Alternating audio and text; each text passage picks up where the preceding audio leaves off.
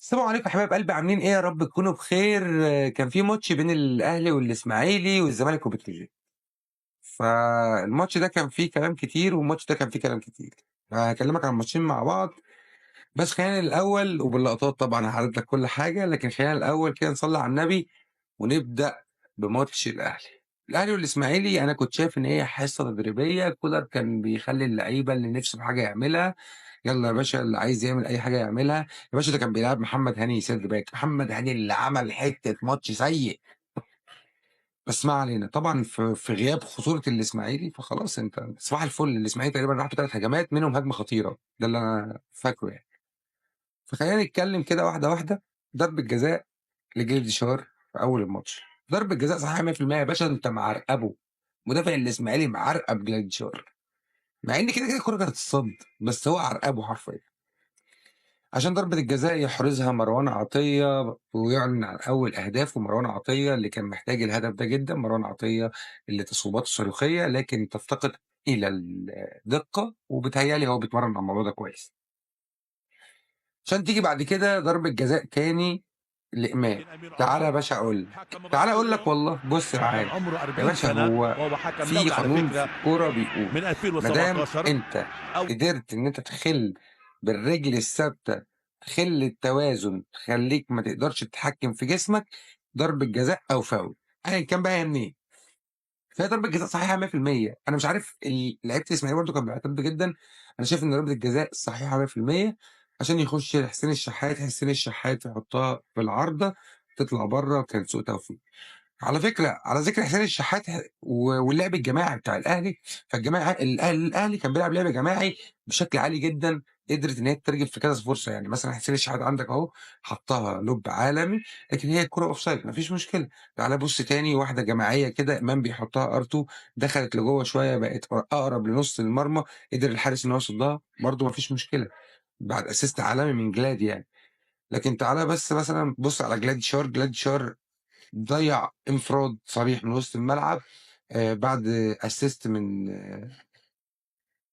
حسين الشحات، وتفوق وتألق من حارس المرمى بتاع الإسماعيلي عشان يقدر يصُد الكورة ويوقّف جلادي، لإن جلادي كان هيحطها له، هو كمان لُبِّس، فصباح الفل يعني.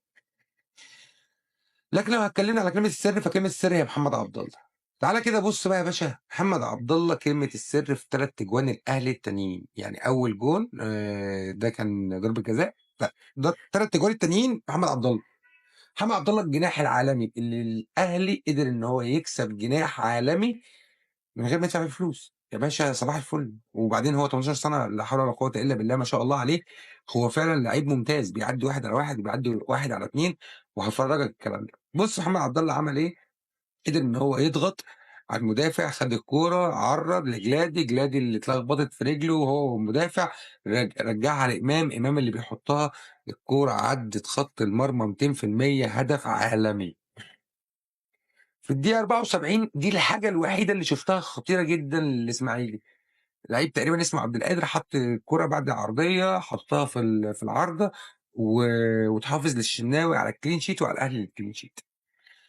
تعالَ بقى بُص تاني، ارجع لمحمد عبد الله تاني، بعد ما عدّى 2 على 1 تقريبًا، 2 على 1 أهو، 2 على 1 وعرضية جميلة جدًا لإمام، إمام عاشور اللي حطّها للشحات على طبق من فضة، حطّها في البعيدة، في البعيدة يا زيزو. عشان زيزو جاي لنا إحنا بعد شوية كده في الفيديو ده. زيزو عمل حاجة غريبة جدًا أنا مش فاهمها، في البعيدة جون ما مش محتاج.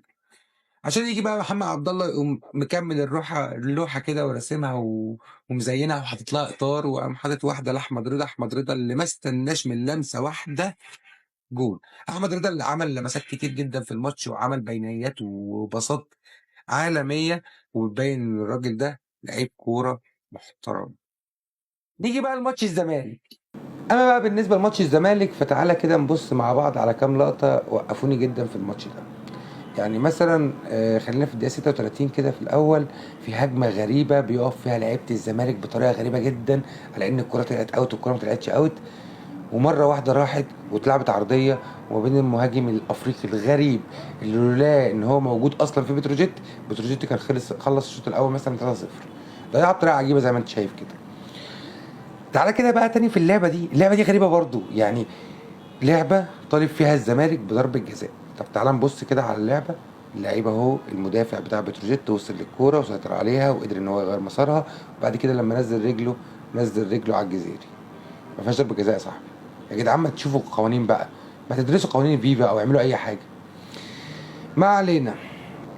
تعالى بقى نبص على كرة هنية زيزو. الكرة متعرضة لزيزو، زيزو بيحاول يلم ففي بلوك معمول عليه، فزيزو وقع. قال لك بس يا باشا دي ضربة جزاء، انا عايز ضربة جزاء، انا هطالب بضربة جزاء ماليش دعوة. وفضل قاعد قاعد قاعد قاعد، بص قاعد لحد دلوقتي.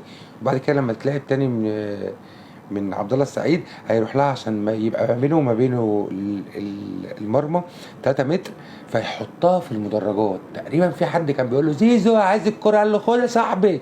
ما مش شايف لها، الكرة دي ضاعت كده بطريقة غريبة جدا بالنسبة لي. عشان بعد كده عبد الله السعيد بيعمل عرضية، واتفرج على سوء التحركات اللي موجودة في الهجوم بتاع الزمالك. هجوم الزمالك بيتحركوا تحركات سيئة جدا. يعني بص، الاتنين ما فتحوش لقدام عشان يلحقوا الكرة العرضية اللي جاية، هتبقى جاية سريعة، هتبقى محتاجة أي لمسة تتحط في الجول. عبد الله السعيد اللي كان نقطة تحول كبيرة في الزمالك، وكان الزمالك قادر ان هو يخلص بكذا كورة منه، وده اللي حصل فعلا. ان عبد الله السعيد عمل اسيست في الاخر خلى التعادل يجي. عبد الله السعيد ادى واحدة بقى مقشرة لزيزو، بص عليها، واحدة مقشرة لزيزو، مقشرة زيزو خد يا صاحبي دي في البعيدة. عارف مصطفى شلبي اللي ما بيعرفش يلعب كورة ده، بيحطها في البعيدة، بيحطها جوان، خلاص الموضوع انتهى. زيزو بيختار الضيقة، وبيختار الضيقة قوي، يعني هو ضيقها على نفسه تقريبا، حطها بره. يعني انا مش عارف. عشان بقى يجي مصطفى الجمل في الدقيقه 93. مصطفى الجمل اللي كلفت عبد الله السعيد، وكلفت يعني مش كلفت، ده هلفت دونجا.